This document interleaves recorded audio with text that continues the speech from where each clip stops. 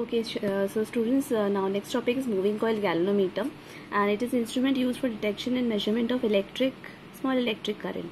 So whenever there will be electric current in a galvanometer, it will show deflection towards the right side or the left side. If you'll see, it's like a device in which there are pointers. There is a pointer at the center which is 0, and here both left and right side there are divisions. So whenever there is current in the galvanometer, this pointer will show right or left deflection depending on the direction of the current. If you reverse the direction of current, the deflection becomes opposite, reverses. Okay, so what is the basic principle of working? When current carrying coil is kept in magnetic field, it experiences torque. This is the topic which we did just before it. And what is the value of torque? We got torque is equal to m cross b. Okay, and so it becomes mb sin theta, where theta is angle between m and b.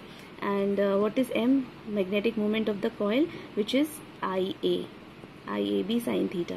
So if you have a single coil, okay, if only one turn, it is IAB sin theta, but if you have many turns, then it is number of turns into IAB sin theta, so NIAB sin theta. Okay, now but here you will see that in this, so here we have a setup in which there are poles, magnetic poles. Okay, so north pole and south pole will be there, and in between you have a coil. Okay, in between these two poles there is a coil which is this coil is connected to the external circuit. So whenever there is current, the current will be there in the coil. Okay, and because this coil is kept between the two poles of a magnet, so there is magnetic field between the two poles, and there is a current. Whenever there is current in this coil, in presence of magnetic field, this coil will experience torque, and the value of the torque will be NIAB sin theta. But you see here, instead of drawing straight line, I have drawn a curve. Okay, so if this is a curve and this is straight, so it's like a cylindrical curvature with some radius, right? So cylindrical curvature with some radius, then why exactly is this? This will provide radial magnetic field. Okay, radial magnetic field. And why this radial magnetic field is important? So you see from top, if you will see, okay, top view, if you see, it's like a circle. The cylinder is like a circle with a gap in between. This part for the north side and this part for the south side. In between there is a gap, and there's so you know that magnetic field is always from north to south. Okay, this is the direction of the magnetic field. Now it will be this way, but it will not go like this because they cannot intersect each other, so it will be like this. They'll modify in this way. It is like, okay, they modify this way such that if to simplify it further, if I have to draw circle, it's like this,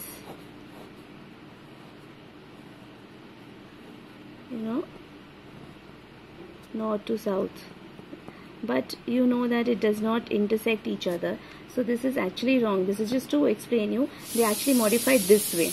Okay, north and south. So whenever you have a coil, the top view, this part of the coil only you can see from top. So this part of the coil will always be along some magnetic field line.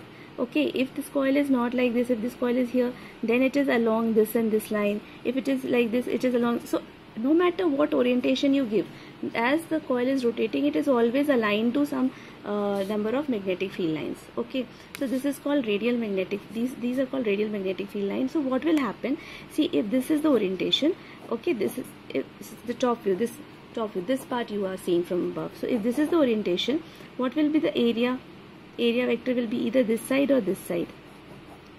Okay, this is the area vector. And what is the magnetic field? Magnetic field is from here to here. This is magnetic field, this is area. They are perpendicular to each other. Now why I am taking area? Because this M is, the direction of M is same as the direction of the area. So M and B, you see, M is in this direction, B is in this direction. So M and B are perpendicular to each other. Sin theta, this theta will be 90 degree. Because of radial magnetic field, theta is equal to 90 degree always. Okay, always. This radial magnetic field, this is very important to mention in moving coil galvanometer. You have to mention radial magnetic field. This provides theta equal to 90 degree. Okay, so this provides theta equal to 90 degree. So when you'll put 90 here, your torque will become NIAB. Okay, so you see your torque NIAB, N is number of turns, I is current, A is the area of cross section, V is magnetic field.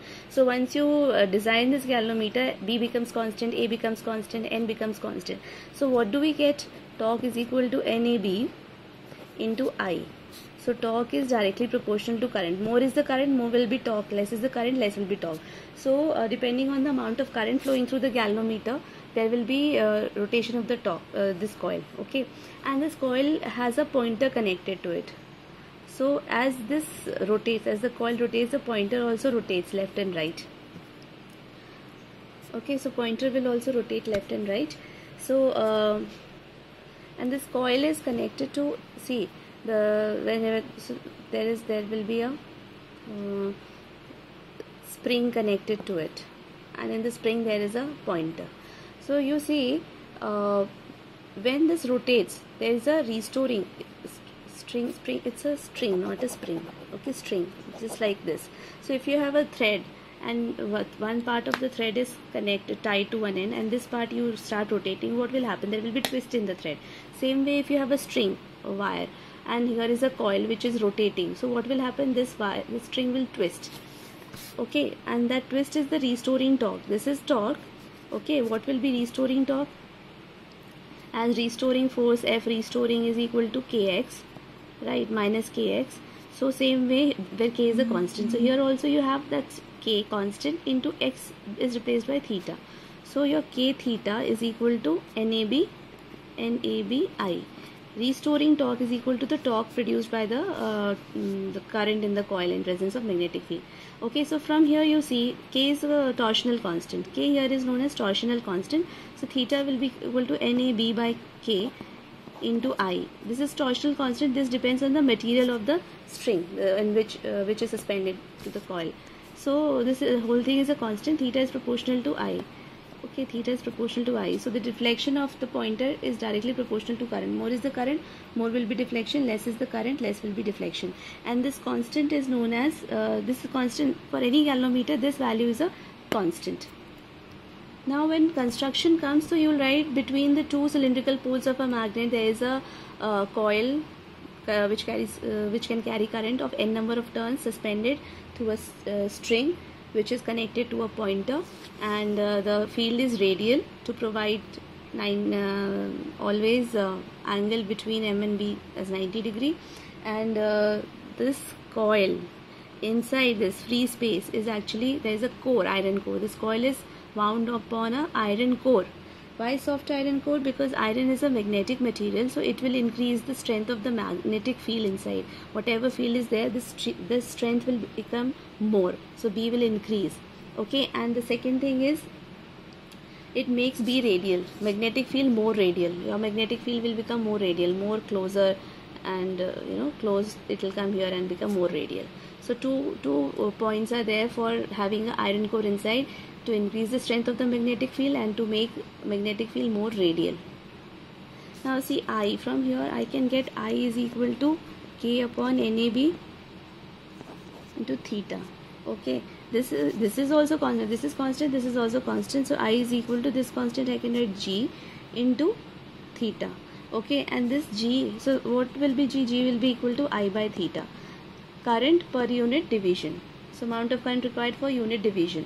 Okay, this value is known as galvanometer constant. This is known as galvanometer constant. Okay, and there is a term called current sensitivity. According to current sensitivity definition, in the galvanometer, when a unit current flows, okay, through the, how will you define current sensitivity? Symbol is IS, and this is equal to theta by I. So it is theta by means reverse of this. Okay, so when current sensitivity, when unit current passes through a galvanometer, then the deflection in the galvanometer is known as current sensitivity. Okay, so deflection in galvanometer when unit current passes through the galvanometer is known as current sensitivity. This is how you define it, by theta by I, and theta by I is equal to NAB by K. Okay, and what will be unit of current sensitivity? Divisions per ampere, or otherwise radians per ampere. Okay, radians per ampere or divisions per ampere, both is the unit. There is another term called voltage sensitivity, another term called as voltage sensitivity Vs, which is equal to theta by V. Okay, theta by V. So you know that V is equal to IR. So in place of V we will substitute this IR. So Vs will be equal to theta by IR. Now theta by I is the IS. So IS by R. Okay, IS by R, or you can substitute this whole thing. So it will become NAB by KR. Okay, so what will be its unit now? Its unit will be radians per volt or division per volt. Okay, and how will you define voltage sensitivity? It is the deflection in the galvanometer when 1 volt of potential difference is applied across the galvanometer. Okay, deflection produced in galvanometer when unit voltage is applied across the two terminals of the galvanometer is defined as voltage sensitivity, and unit we have already done. Now how condition for sensitive galvanometer. Okay, so if galvanometer shows large deflection, okay, if galvanometer shows large deflection even for small amount of current, then it is called sensitive. Condition for sensitive galvanometer is large deflection for small current. Okay, we need large theta for small current. So you know that theta is equal to NBA by K into I. We have already done. So theta should be large for small amount of current. So current small hoga and theta large ke liye this should be large. Okay, NAB should be large. This should be large for a sensitive galvanometer. How will this be large? So when you design N, we can keep N large. Okay, so large number of coils you can give in the provide. But if you'll increase number of turns, then the length of the wire in the galvanometer will increase, and so resistance of the wire will increase. So current will, right, R increases. Also it will become very bulky because its size will become more and more amount of material is required. Then another way is by making B large. How can you make B large? By taking strong magnetic poles on the two sides. And then I told you that iron core, soft iron core is used. It helps in strengthening the magnetic fields. So by using the strong magnetic poles and by using soft iron core, we can increase B. You can use horseshoe magnet for the two poles, north and south. Then by increasing area, this can be large, but if you will increase area, the size of the coil will increase, the size of the galvanometer will also increase. So this also is not possible to a large extent.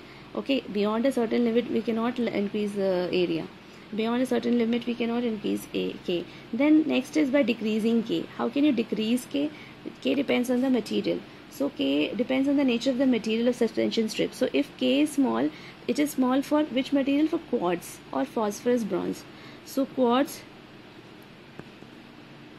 or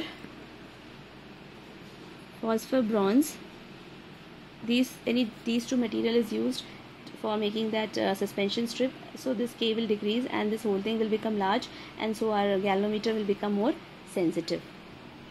Now can you use your galvanometer directly as an ammeter or a voltmeter directly? So we cannot use. Actually reason is, if you just have to use galvanometer in place of ammeter, this is not possible because galvanometer is a moderate resistance. Ammeter has a very low or negligible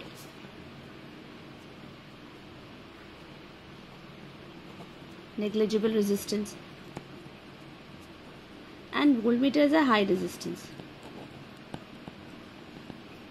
Okay, so if you are using, in place of ammeter, if you use galvanometer in series, then there will be moderate resistance. So resistance of the circuit will increase, current in the circuit will change, current in the circuit will decrease. So we cannot use galvanometer in place of ammeter directly. If you have to use voltmeter, voltmeter is a high resistance device. So in place of you know that voltmeter is always connected in parallel. So if you connect a galvanometer in parallel to the circuit in place of voltmeter, then what will happen? Because the resistance now is less than the high resistance of voltmeter, some of the current will pass through the galvanometer. High resistance of voltmeter, see, this is your resistor and here you are having a voltmeter. So ideally voltmeter, there should be no current passing through voltmeter. Entire current should pass through resistance only. But if you are using galvanometer here, so its resistance is less. So what will happen? Some amount of current will pass through it. So current in the main circuit will change. So that is why we cannot directly use galvanometer in place of voltmeter. Or you cannot use galvanometer in place of ammeter. But then how can we convert? But definitely we can convert galvanometer into ammeter and voltmeter. But for that resistor, external resistor is required. Okay, that topic we'll do in next session.